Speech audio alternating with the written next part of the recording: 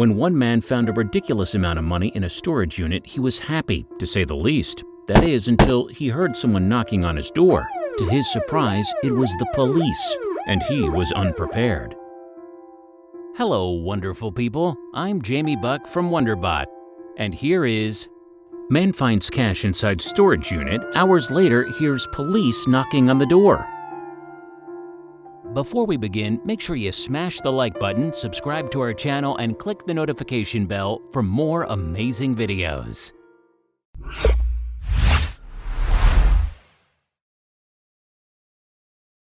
Putting down the last bid on the storage container was a blessing in disguise, or a curse waiting to be unleashed. He stumbled upon the pile of cash he thought was his big break, but the police had other plans. The man was getting into his routine. He felt right at home bidding on these storage units at the auction. He was throwing his cash at the containers that he couldn't afford. It was a risk, but he'd heard stories about others finding huge success with rare finds, so he had hope. Some of these stories even mentioned people opening their units to find vintage cars. Being inspired by these stories, the man had found humble success so far by selling off units' contents for a small profit. It was a lot of effort, though, with the labor of sifting through garbage and cleaning the items to sell. The man had become impatient. He needed his break, and if it wasn't in the next storage unit, he would give up. Joe was outside the unit with a crowd of people who he was going to have to bid against. The unit was 75 square feet and meant it was too large for anyone to see anything that wasn't in plain sight. There was a heap of things from a one-bedroom apartment. The unit was good for those looking for furniture. There was a couch, chair, dining set, bicycles, and sports equipment. The unit was not good if you wanted to spend a couple of $100s. Joe really enjoyed taking part in the auction. The parts you see on TV, like the intensity and bidding wars, were fun for Joe. He loved nothing more than to beat out a competitor and win the unit. He just had to be mindful of his budget, which he didn't always stick to. He kept repeating the words in his head, "Don't put up money you really can't afford to lose." He was lucky he hadn't found out the hard way yet. Joe felt like he was losing his self-control on this unit. The container was packed wall to wall with things he wanted to have a look at. He realized he wouldn't be able to do this if the woman in the crowd kept outbidding him. The container's price started at a pricey $100. This was a lot to start off a bid, but then again the container was stuffed full. Joe and the woman kept outbidding each other again and again. Just how long could these two last? After bidding $350, he felt confident she wouldn't go any higher, but it kept climbing. $400 went by, then $450. Finally, the bid ended at $500. Joe snapped out of the adrenaline rush that bidding gave him and thought about what he had just done.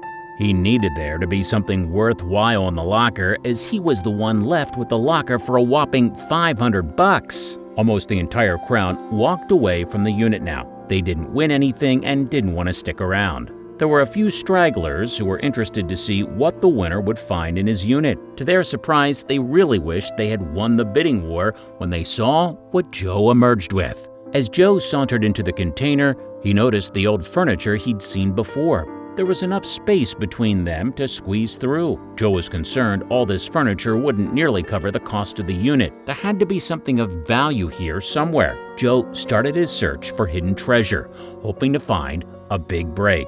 Then suddenly something caught Joe's eye. There was an old container on the ground in the corner of the unit. Joe tried to pry it open but couldn't manage. The safe was secured. Joe called a friend with a drill. When they finally managed to pry it open, neither he nor his friend could have guessed what they'd uncover inside this mysterious safe. Joe drilled deep into the lock to force it open. When he finally broke through, he carefully took the lid off. Joe was surprised to see a collection of old VHS tapes and got to his feet and started to pull them out. Underneath the tapes was a note, but when he read it, a chill went up his spine. The note simply read, "Don't," in rough handwriting. Joe inspected the old videotapes one by one and noticed that some were dated, but there was no other information written on the labels. He suddenly had the feeling that he was being watched. He turned to look behind him, but he was all alone in the storage container. You see, all things were not going to be peaches and cream for Joe and his extraordinary bid. Barely 2 hours into his discovery, there was a knock on the door, and soon men in uniforms were swarming all over the container. Joe's elation was short-lived. Just what had he gotten himself involved in? There was something sinister afoot. So, just what had Joe found? The safe was stuffed with bundles of yellowed wax paper. Joe carefully unwrapped the first bundle and was astonished to find $50 bills. Joe couldn't believe his eyes as he unwrapped parcel after parcel. He had never seen so much money. But just how much money was there? Who did it belong to? And why were the authorities so interested? Joe realized that in his explanation he had sent photos to his girlfriend and also uploaded the photos of the contents to the safe to pretty much every social media site. No wonder the police were there. He still hadn't been able to count all the cash, but he knew it was enough to roll in. So far, he was up to $1 million. He dragged himself away to talk to one of the officers waiting for him. But as Joe would soon find out, the police weren't the only ones interested in the contents of the safe. All in all, there was $7.5 million stashed away in a few safes around the containers. Everything from nickels to $100 bills to pink slips for cars. There was just one gigantic problem. The original owner had gotten wind of the find and had hired some top-notch lawyers to get back his fortune.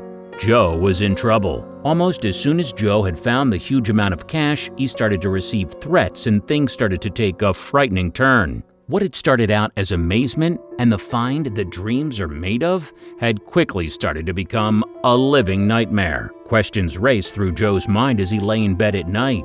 Who had hidden so much money in a storage container? And why hadn't they come to collect it before now? And what was on the VHS tapes? Everything started moving extremely quickly after the police arrived.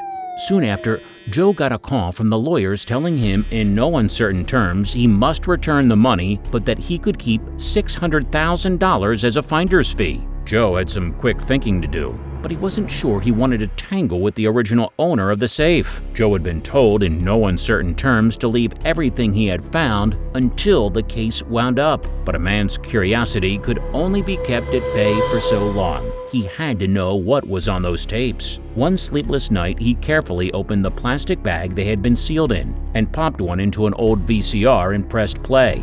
As Joe tells it, he witnessed something that made his blood run cold on those tapes. And now that he had watched them, he could never unsee them again. Scene after scene played in his mind and haunted his nightmares. He tried to reason to himself that the tapes were fake, meant to intimidate anyone who found an enormous amount of money. But he wasn't so sure. Joe wrestled with a dilemma. If the owner of the safe knew the tapes had been found, would they come after him? Should he just keep quiet? Did they already know he had seen them? Night after sleepless night, the images plagued him.